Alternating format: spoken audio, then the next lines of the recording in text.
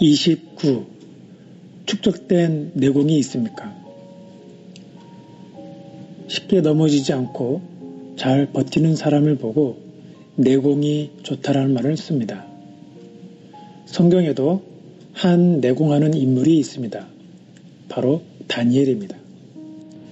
다니엘은 소년이었을 때 바벨론으로 포로로 잡혀온 후에 시간이 흘러 바벨론의 총리가 되었고, 바벨론이 무너진 후 새로운 제국 페르시아의 통치자인 다리오 왕에 의해서 다시 총리로 발탁이 되었습니다.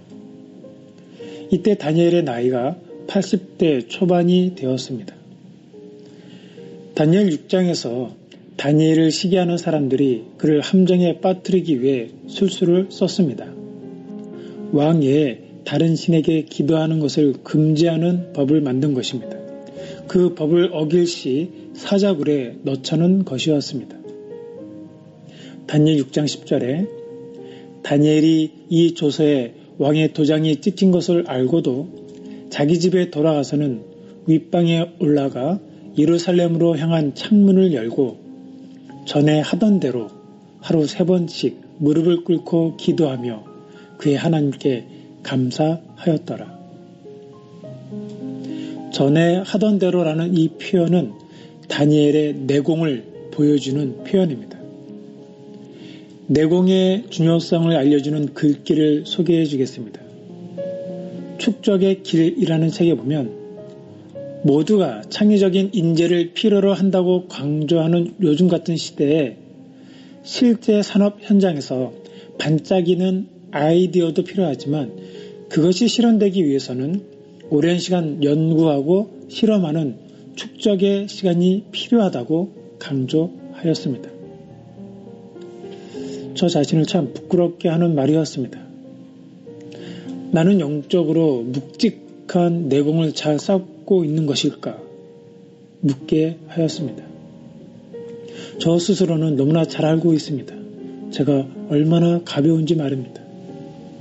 왜 우리는 쉽게 넘어질까요? 축적이 없기 때문입니다. 그런 의미에서 정말 심각한 질문을 스스로에게 해보아야 합니다. 당신은 영적 성숙을 위해 지금 어떤 연습과 훈련을 거듭하고 있습니까? 예수 그리스도를 닮은 인격적인 깊이를 이루겠다고 도전하고 또 도전하는 몸부림이 있습니까? 다니엘의 내공의 비밀은 기도에 있었습니다. 다니엘은 전에 하던 대로 기도했습니다. 기도의 축적입니다. 다니엘처럼 사자굴에 던져지는 인생의 위기가 찾아올 때 인간적인 방법을 떠올리지 않고 즉각적으로 하나님 앞에 의뢰하며 기도로 나아가는 것이 몸에 익힐 때까지 쌓아야 합니다. 다니엘 6장 초반을 보면 다니엘과 다니엘을 제외한 나머지 부류의 사람들이 확연하게 대조되는 것을 알 수 있습니다. 그들은 늘 사람을 주목하고 사람을 상대하는 것입니다. 그것도 아주 저급하게 자기보다 조금만 앞서면 어떻게든 짓밟기 위해 발버둥치고 자기보다 조금만 뒤처진다 싶으면 바로 갑질 행세를 합니다. 이것은 세상에서 쉽게 볼 수 있는 모습들입니다. 반면에 다니엘이 그들과 다른 결정적인 차이는 사람을 상대하지 않는다는 것입니다. 지금 상대가 질투심에 불타 자기를 모함에 빠뜨려 죽이려고 간교한 계책을 꾸미는데 다니엘은 그들을 상대하지 않습니다. 그러면 누구를 상대하고 있습니까? 전에 하던 대로 기도하며 하나님께 나아가고 있습니다.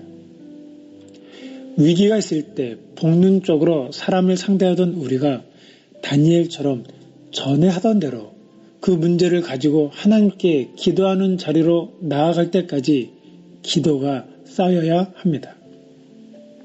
이제 꾸준히 기도를 쌓아 나가야 합니다. 이렇게 축적된 기도가 있으니 감사가 나오는 것입니다. 응답 받은 후 감사가 나온 것이 아닙니다.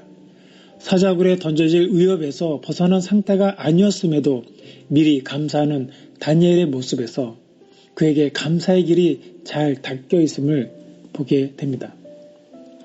어쩌면 우리에게는 감사의 길은 별로 없고 불평의 길이 너무 잘 나와 있는지 모르겠습니다. 본능적으로 툭툭 불평이 튀어나오지는 않습니까? 우리는 감사가 계속 축적되도록 감사의 길을 만들어 나가야 합니다. 다니엘은 얼마나 감사의 길이 잘 나와 있으면 문제가 해결되지도 않았는데 감사의 고백이 툭 튀어나올 수 있겠습니까?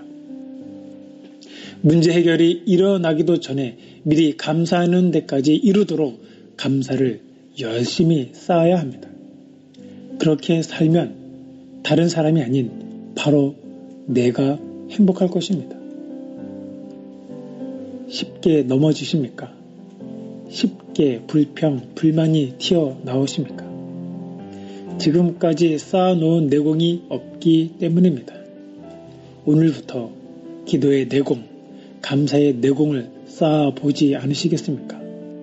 우리에게 기도가, 감사가 축적되어야 합니다. 오늘 하루부터 시작합시다. 작은 일에도 감사하고 표현해 봅시다. 내가 행복하고 주변이 나의 감사로 행복해질 겁니다.